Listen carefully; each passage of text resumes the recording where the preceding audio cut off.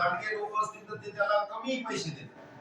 आणि भास्कर पेरे पाटलांची वसुली कशी आहे, बसच्या प्रवासाप्रमाणे। बसमध्ये केव्हा पैसे देतो आपण, चढल्याबरोबर पैसे देतो आणि नंतर प्रवास करतो। तर पाणीपट्टी वसुली केव्हा करावी या प्रश्नाचं उत्तर असं की ती पाणीपट्टी पुढचं वर्ष सुरू लागण्यापूर्वी करावी।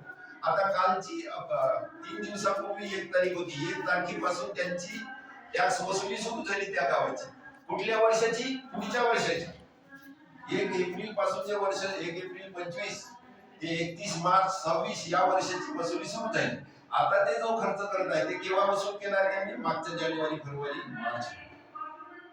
या पद्धतीने जर वसूल केली तर 12 महिने पैसे आपल्या हाती राहतील। पाहिजे तेव्हा बिघाड जरी झाला तर तेव्हा आपल्याला खर्च करता येतो। आणि म्हणून ती ऍडव्हान्स प्रवृत्ती लोकांमध्ये रुजली पाहिजे।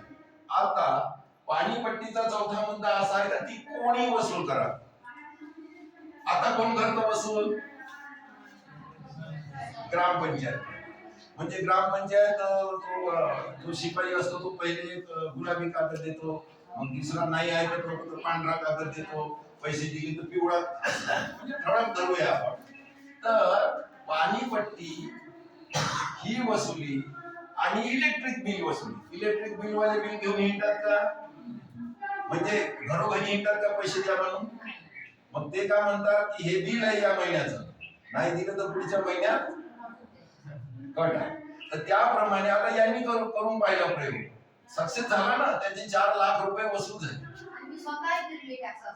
म्हणजे असं म्हणजे यांच्यापासून हा गुण घेण्यालायक आहे की पाणीपट्टी वसुली झाल्याशिवाय हा खर्चच होणार नाही, तर आपली पाणी योजना काही चालणार नाही। आपल्याला लोकांना कसं प्रमाणपत्र पाहिजे, त्याला एकच सांगितलं का टॅक्स भरा